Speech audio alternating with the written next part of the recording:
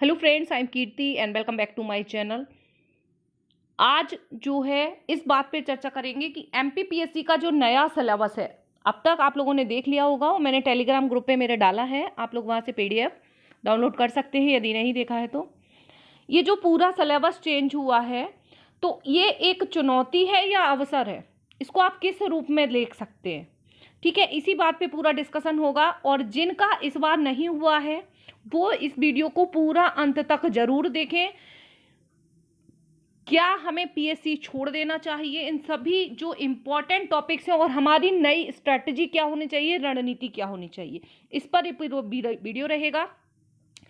MPPSC ने जो बदलाव किए हैं सिलेबस में, वो कहाँ से लिए हैं, कैसे लिए हैं, क्यों लिए हैं, थोड़ा इन पे भी देखेंगे। और अब हमें टाइम वेस्ट नहीं करते हुए क्या करना है, कैसी स्ट्रैटेजी अपनाना है, वो सब कुछ बात करेंगे। ठीक है, तो सबसे पहले तो जिन लोगों का पीएससी इस बार सिलेक्ट हुए हैं, जो लोग जिनका कट ऑफ क्लियर हो गया है, क्योंकि बहुत हाई गया है, 81 गया है पेपर कम, जो जिस हिसाब से आया था उस हिसाब से थोड़ा 78 और 79 तक लग रहा था कि जाएगा कट ऑफ, लेकिन 81 ही गया है, तो उनको कॉन्ग्रेचुलेशन। जिनका हुआ है, तुक्के से नहीं हुआ है, यकीनन उन्होंने मेहनत की है। तुक्के से सिर्फ 2 या 3% लोगों का होता है, और वो भी कुछ क्वेश्चंस। ओके, रियल में अच्छी तैयारी की है, मेंस की पूरी उनकी तैयारी होगी, उन्हीं लोगों का प्री सिलेक्ट हुए हैं इस बार। अब जो नया सिलेबस है और जिनका नहीं हुआ है, उनको जो 60 से 70, 75, 78, 79, 60 से लेके 80 के बीच में रहे हैं, ठीक है, 80 वालों का भी नहीं हुआ इस बार। तो क्या ऐसा है कि अगली बार भी इतना ही कट ऑफ जाएगा? ऐसा नहीं है। ठीक है, कट ऑफ मैटर नहीं कर रहा है, मैटर कर रहा है क्वेश्चन का लेवल, स्टूडेंट कितना पढ़ रहे हैं। ठीक है, उनको टॉपिक की समझ कितनी है। यदि आप अच्छे से मेंस की तैयारी करते हैं, टॉपिक क्लियर आपके होते हैं, तो आपके चांसेस धीरे धीरे धीरे धीरे बढ़ते जाते हैं क्वेश्चन सही होने के। ठीक है, इसको आपको अवसर के रूप में लेना है। यकीनन ये एक चैलेंजिंग है, क्योंकि जो लोग 4-5 साल से पिछले 3 सालों से अच्छी तैयारी 3-4 साल से कर रहे थे और अब जाके अच्छे से पूरी उनकी तैयारी हुई थी और पीएससी ने सिलेबस बदल दिया। और पीएससी का ये इतिहास रहा है कि जब जब पीएससी सिलेबस चेंज करती है, मैं यूपीएससी क्वालिफाइड हूं और आज नहीं 2010 में मैंने पहली बार यूपीएससी दिया था और एमपीपीएससी प्रीलिम्स भी दिया था और दोनों क्वालिफाई किए थे। जब पीएससी के मैंने यूपीएससी के भी सिलेबस देखे हैं, तो काफ़ी एक्सपीरियंस है, उसी बेसिस पे ये बता रही हूँ आप लोगों को, हवा में नहीं बोल रही हूँ।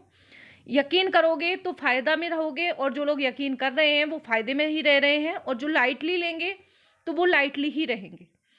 आप लोगों को अपनी स्ट्रैटेजी जो बनाना है, वो किसी एक कोचिंग के ऊपर विश्वास या ट्रस्ट करके नहीं बनाना है। कोई भी एक अपने आप में सफिशिएंट नहीं है, और ना ही आपको पूरा पूरा पूरा पूरा सबको पढ़ना है। ठीक है, वो भी एक भटकाव है, उससे बचना है। आपको किसी एक या कोई एक रेफरेंस बुक, एक सब्जेक्ट की, आपको सिर्फ और सिर्फ टॉपिक लेना है। ठीक है, इसको आप एक अवसर के रूप में लेंगे, क्योंकि जब जब सिलेबस में चेंज होता है, अभी तक 3 बार चेंज हो चुका है मेरे सामने, और अभी तो खैर मैं अब स्टूडेंट नहीं हूँ, अब मैं एक मेंटर हूँ, लेकिन जो जब जब सिलेबस चेंज हुआ है तब तब पीएससी ने सिर्फ ऊपर ऊपर क्वेश्चन पूछे हैं।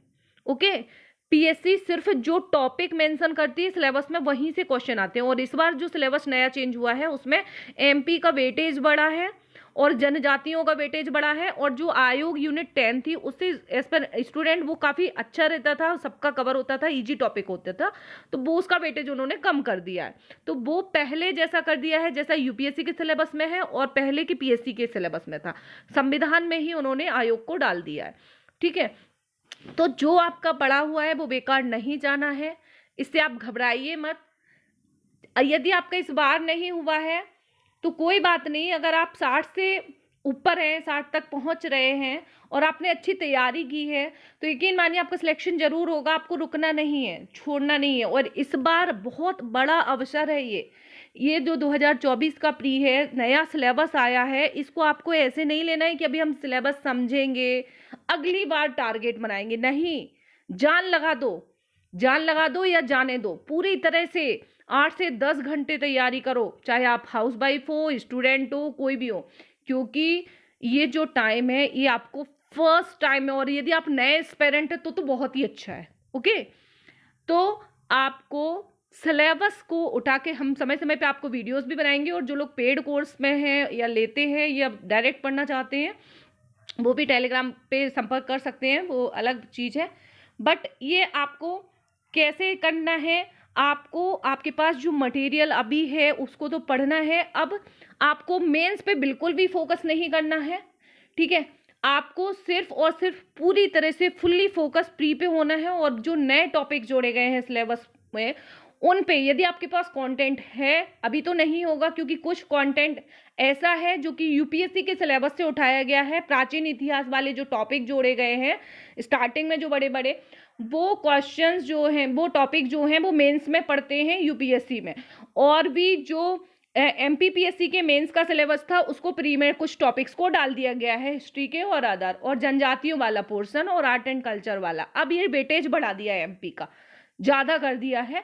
और अब जो एमपी का स्वतंत्रता संघ, तो एमपी का वेटेज बढ़ गया है, तो अब एमपी वालों के लिए फायदा है। जो बाहर के स्टूडेंट्स आ रहे थे, यूपीएससी के आ रहे थे, वो जो वनडे अदर एग्जाम वनडे देते थे और जो लूसेंट को रटे रहते थे, उनका सिलेक्शन हो जाता था। अब लूसेंट का जमाना गया, अब लूसेंट को पढ़ना है, छोड़ना नहीं है। मैं ये नहीं बोल रही, आपको रिवीजन के तौर पे पढ़ना है उसको। पहले आपको टॉपिक को, जो रेफरेंस बुक्स हैं या अच्छे ऑथेंटिक किसी इंस्टीट्यूट के नोट्स हैं, सभी कोचिंग, मैं किसी का नाम नहीं लूंगी, हमारी कोचिंग तो अभी शुरुआत है क्योंकि मैं पहले एस्पिरेंट थी, अब मेंटर बनी हूँ, ठीक है। तो आप लोग, अभी मुझे मार्केटिंग आती भी नहीं है, इसलिए हमारा चैनल ज़्यादा तक पहुंचता भी नहीं है। ओके, अभी जो है आप लोगों को, जो भी आप जिससे भी पढ़ रहे हैं, ठीक है, आप सभी अपनी अपनी जगह काफ़ी मेहनत कर रहे हैं, वो वहाँ तक पहुँचे, वहाँ पढ़ा रहे हैं, तो उनमें कुछ तो एक्सपीरियंस होगा, ठीक है। आप किसी एक पे ट्रस्ट करिए और उस पे पूरी तरह से अंधविश्वास मत कीजिए, चाहे मैं हूँ या कोई भी हो, क्योंकि कोई भी एक अपने आप में पूरा नहीं है। आपको सिलेक्शन आप खुद दिलाएंगे।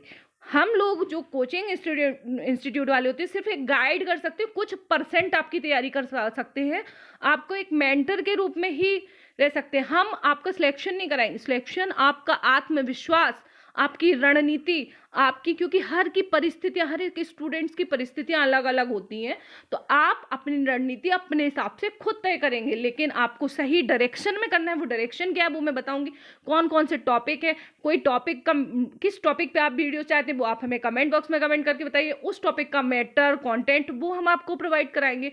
ओके, हम आपको कंटेंट प्रोवाइड करा सकते हैं, समझा सकते हैं, उसको इजी कर सकते हैं, लेकिन लर्न उसको आपको ही करना है, भटकावों से आपको बचना है। ओके, तो आप ये करेंगे। वो पहली बार में फर्स्ट टाइम पे डीएसपी और डिप्टी कलेक्टर की पोस्ट ली जा सकती है, ठीक है। इसलिए घबराना नहीं है, अभी अपने पास काफ़ी समय है। अब टाइम वेस्ट नहीं करना है, इसका वीडियो देखो, उसका वीडियो देखो, ये सिलेबस, वो सिलेबस खराब है, नया आ गया, घबराना है, क्या करूं, पीएससी छोड़ दूं, नहीं, रीस्टार्ट। आपने मूवी देखी है 12th फेल, मनोज जी की कहानी, सभी लोगों ने मनोज शर्मा की कहानी सुनी होगी, गौरी भैया का नाम सुना है, देखे, याद होगी। नहीं है तो एक बार आप 12th फेल मूवी जरूर देखिए, उसमें क्या स्ट्रगल है, ठीक है। अब ऐसे एडमिनिस्ट्रेटर नहीं चाहिए, ऐसे प्रशासक नहीं चाहिए जो रट्टू तोता हूँ, ठीक है। क्योंकि सिलेबस इस तरीके से बनाया गया है वो कि आप में अगर अच्छी समझ है तो आप निकाल ले जाएंगे, चाहे वो प्री हो या मेंस हो या इंटरव्यू, तीनों ही फेज, ठीक है।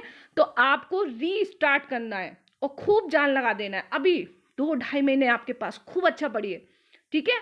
अभी कुछ दिन आप वेट कर सकते हैं, 2-3 दिन। देखो, करंट अफेयर्स तो आपसे पूरा वही एज इट इज है, वही पूछा जाना है।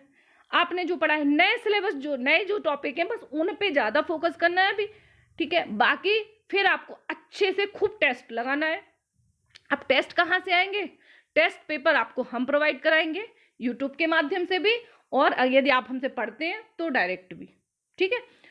अब आप लोगों को पूरी तरह से पूरी फुल्ली फोकस नए सिलेबस पे, प्री पे फोकस होना है। अभी मेंस का कोई रोल नहीं है यहाँ पे, उस टॉपिक को बस अच्छे से पढ़ना है, क्योंकि अभी तक जो पढ़ते रहते थे ना हम, प्राचीन मध्य प्रदेश का जो इतिहास इतना सारा था, है ना, उसको उन्होंने कम कर दिया। जो टॉपिक ज्यादा पढ़ते थे उसको कम वेटेज दे दिया, और जो कम पढ़ते थे उसको ज्यादा वेटेज दे दिया, उल्टा कर दिया है सिलेबस पे। तो सिलेबस को समझना है। अभी 2-3 दिन आपको थोड़ा सिलेबस को देखना है, अब इस नए सिलेबस को माइंड में बिल्कुल सेट करना है, ओके।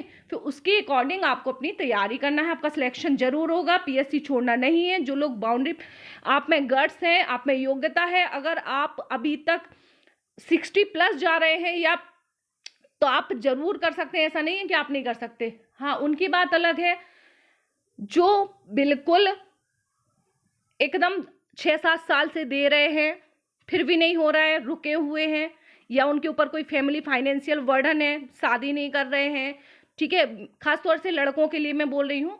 तो इतना बेवकूफ़ी नहीं करना है आपको, ठीक है। आप अपना बैकअप प्लान रख सकते हैं अगर 6-7 साल आपको कंटिन्यू हो गए हैं तो, और आपके साथ जिम्मेवारियां हैं परिवार की, तो फिर आपको कुछ जॉब वगैरह ले लेना चाहिए, उसके साथ करना चाहिए, माइंड में लोड नहीं लेना चाहिए, छोड़ना तो नहीं है। यदि आप यहाँ आए हैं तो आप यहाँ से लेके ही जाएंगे। आपको मन में ये बिल्कुल रीस्टार्ट करना है, बिल्कुल नो मैटर सिलेबस क्या है, कुछ भी नहीं नया है, जो पहले था वही है, रीअरेंज किया गया है सिलेबस, और कुछ टॉपिक मेंस के प्री में जोड़े गए हैं, तो वो आपको पहले ही पढ़ना था, तो यहाँ पे भी आप पढ़ लेंगे प्री में, तो वो आपके मेंस में काम आ जाएंगे, ओके। तो कुछ भी ऐसा नहीं है जो आपके आगे काम नहीं आने वाला है, आपकी पुरानी पढ़ाई पूरी काम आएगी। Wish you all the best. आपको जिस भी टॉपिक पे वीडियो चाहिए आप हमें कमेंट करके बता सकते हैं, ठीक है। हमारे जो भी नए कोर्सेज होंगे नए सिलेबस के अकॉर्डिंग, वो हम आपको यूट्यूब के माध्यम से बता देंगे, ठीक है। मिलते हैं नेक्स्ट वीडियो के साथ। जो भी आपके डाउट्स हैं आप पूछ सकते हैं। Take care.